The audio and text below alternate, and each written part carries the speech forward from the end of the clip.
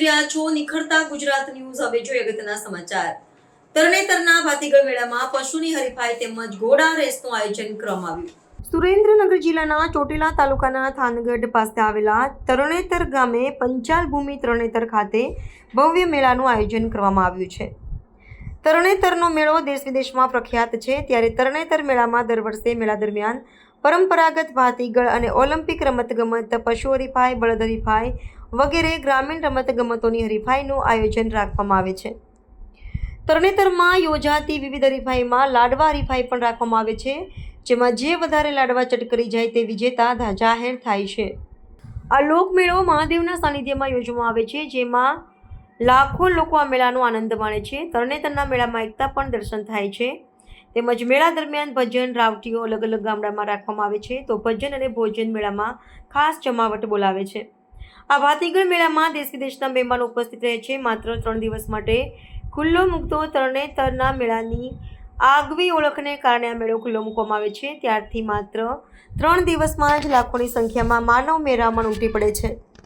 ચાલુ વર્ષે યોજાયેલા તરણેતરના મેળામાં ચોટીલા ધારાસભ્ય શામજીભાઈ ચૌહાણ, પ્રાંત અધિકારી AS મકવાણા, SP સહિતના જિલ્લાના તેમજ તાલુકાના અધિકારીઓ, મામલતદારો, સરપંચો અને સુરેન્દ્રનગર જિલ્લા અધિકારીઓ આ મેળામાં ઉપસ્થિત રહ્યા હતા। કોઈ અનિચ્છનીય બનાવ ના બને તે માટે પોલીસના ચાપતા બંદોબસ્ત સાથે મેળાનું CC કેમેરાના માધ્યમથી ધ્યાન રાખવામાં આવે છે। મેળાને ધ્યાને રાખીને ગુજરાત સરકારની ST નિગમ દ્વારા મેળા માટે ખાસ વધારાની 120 જેટલી બસો મૂકવામાં આવી છે, તો સ્થાનિક તેમજ દેશ વિદેશના મહેમાનો મેળાનો આનંદ ઉલ્લાસથી લાભ લઈ રહ્યા છે।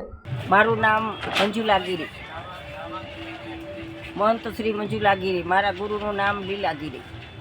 બામણપોર નવા ગામ મહાન ક્ષેત્ર, ત્યાંથી અમે રાવટી લઈને દર વર્ષે ત્યાં આવીએ છીએ તરણેતરના મેળામાં, અને ભાવિ પ્રેમી જનતો બધા પણ સેવામાં આવે છે। અને દર વર્ષે અમે ભજન અને ભોજન કાયમ માટે માણસોને જમાડીએ છીએ, કાયમ માટે અન્નક્ષેત્ર ચલાવીએ છીએ। આશ્રમે કાયમ માટે અન્નક્ષેત્ર ચાલે છે, અને બધા ભાવિ ભક્તોને, પ્રેમીને બધાને ભાવભર્યું મારું આમંત્રણ છે। નીલકંઠ મહાદેવ મંજુલાગીરી, ગુરુ શ્રી લીલાગીરી, નીલકંઠ મહાદેવ મહાન ક્ષેત્ર, તમામ અહીંયા ભજન અને ભોજન બંને ચાલુ છે। સંતવાણીનો લાવો લેવા અને ભજન પ્રસાદોનો લાવો લેવા જરૂર ને જરૂર બધા પધારો, મારું ભાવભર્યું આમંત્રણ છે। જય મહાદેવ, જય નીલકંઠ મહાદેવ, મહાદેવ હર। આજે તરણેતર ખાતે જે વિશ્વ પ્રખ્યાત મેળો છે એ વિશે શું કહેવા માંગો છો? અત્યારે આ ભૂમિ પંચાળ કહેવાય। સતીવ્રેન્દ્ર બાપાનું નામનું માનો ઋષિ મુનિઓએ તપ કરતા ત્યારે બ્રહ્મા વિષ્ણુ મહેશ એમ કહેવાય આ 3 ગુણ છે। એમાં ગુણની અંદર કપિલ ઋષિ અને કણવ ઋષિ પણ ગંગાજી લાવે છે, અને